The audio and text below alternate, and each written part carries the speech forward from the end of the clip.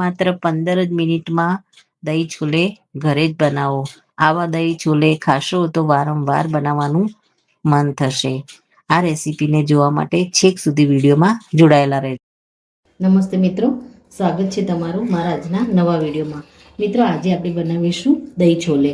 તેના માટે આપણે છોલે ચણા છે એને ઓવરનાઇટ પલાળી અને બોઇલ કરી લેવાના છે. તો સૌથી પહેલાં આપણે એક મસાલો કરીશું. એક મિક્સર જાર લઈશું. એમાં આપણે 1 વાટકી જેટલી દહીં એડ કરીશું. આપણે રેગ્યુલર છોલે તો બનાવતા જ હોઈએ છીએ, પણ આ રીતે જો આપણે બનાવીએ તો કંઈક ટેસ્ટ પણ અલગ લાગે અને ખાવામાં ટેસ્ટી લાગે. થોડા આપણે ચણામાં એડ કરી દઈશું. જીરું આપણે લઈશું 1 ચમચી જેટલું. ત્યારબાદ આદુ અને મરચાં લઈશું. લસણ આપણે એડ કરીશું. અને આપણે મિક્સર જારમાં સારી રીતે પીસી લઈશું. મિત્રો, આપણે દહીં, આદુ, મરચાં અને લસણને મિક્સરમાં પીસી લીધા છે. આપણે હવે વઘારવાની શરૂઆત કરીએ. મિત્રો, આપણે કઢાઈમાં તેલ લઈ લઈશું. 2 ચમચી જેટલું આપણે તેલ લઈશું. તેલને આપણે ગરમ થવા દઈશું. સૌ પહેલાં તો આપણે જીરું એડ કરી દઈશું. જીરુંને થોડું આપણે ચટકવા દઈશું.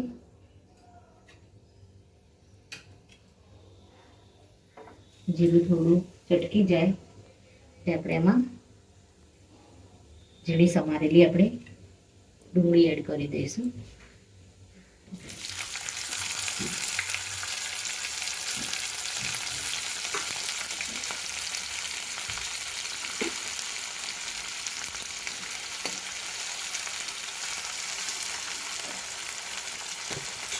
આમાં આપણે મીઠું એડ કરીએ. સૌથી પહેલાં તો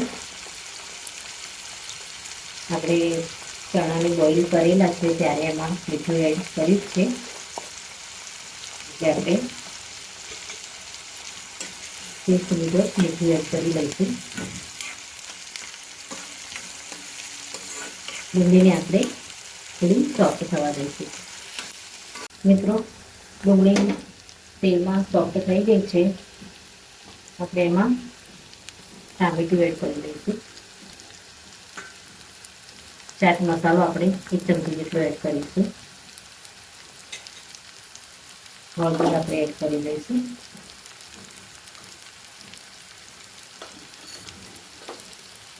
ટામેટાને પણ આપણે આમાં સાતળી દઈશું થોડા. મિત્રો, ટામેટા સરસ એવા અંદર સોફ્ટ થઈ ગયા છે. આપણે દહીંની જે પેસ્ટ બનાવી અને રેડી કરી છે એને આપણે આની અંદર એડ કરી દઈશું. આપણે ધીમા તાપે આને ચલાવતા રહીશું અને એમાં બીજા મસાલા એડ કરીશું. તો સૌથી પહેલાં તો આપણે ધાણા પાવડર એડ કરી દઈશું. ત્યારબાદ લાલ મરચું આપણે કાશ્મીરી લઈશું.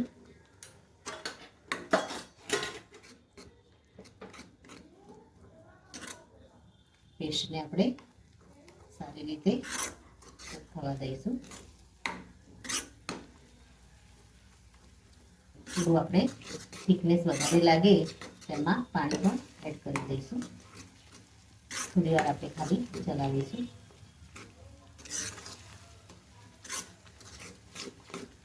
જેટલી દહીંની કચાશ છે એ થોડી દૂર થઈ જાય.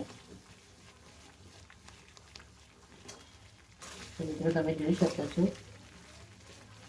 દહીં સરસ એવી કૂક થઈ ગઈ છે. હવે આપણે એમાં ચણા બોઇલ કરીને રાખ્યા છે એ આપણે એડ કરી દઈશું.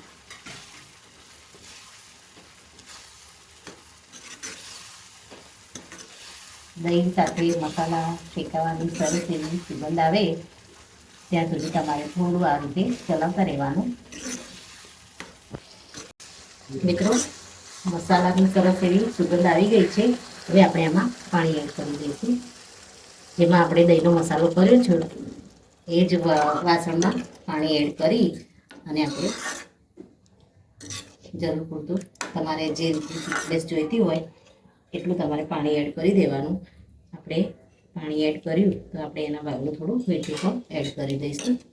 હવે ગેસને ધીમો કરી અને ઢાંકી અને સારી રીતે આપણે આને કૂક થવા દઈએ. મિત્રો શાકને આપણે ચેક કરી લઈએ.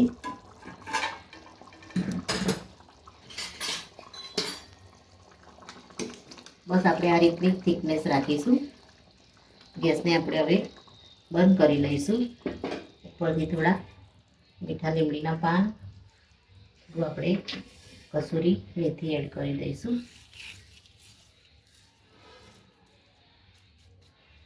ત્યારબાદ ડુંગળીની સ્લાઈસ થોડી આપણે એના ઉપર એડ કરી દઈશું. ગેસને આપણે બંધ કરી દીધો છે. આપણે હવે આને ઢાંકી અને 2 થી 3 મિનિટ રહેવા દઈશું. ત્યારબાદ આપણે આને સર્વ કરી લઈએ. મિત્રો રેડી છે દહીં છોલે. આ રેસીપી જો તમે આ રીતે ઘરે બનાવશો તો ખાવામાં ખૂબ જ ટેસ્ટી લાગે છે. ભાત સાથે કે તમે એને રોટલી સાથે, પરાઠા સાથે ખાશો તો ખૂબ જ મજા આવશે. તો મિત્રો આ સાથે મારો વિડીયો પૂરો થાય છે. જો મારો વિડીયો તમને ગમ્યો હોય તો લાઇક, શેર અને સબસ્ક્રાઈબ કરવાનું ભૂલશો નહીં અને કમેન્ટમાં જરૂરથી લખો કે મારી આ રેસીપી તમને કેવી લાગી. ફરી મળીએ નવા વિડીયોમાં. ત્યાં સુધી આવજો. Thank you.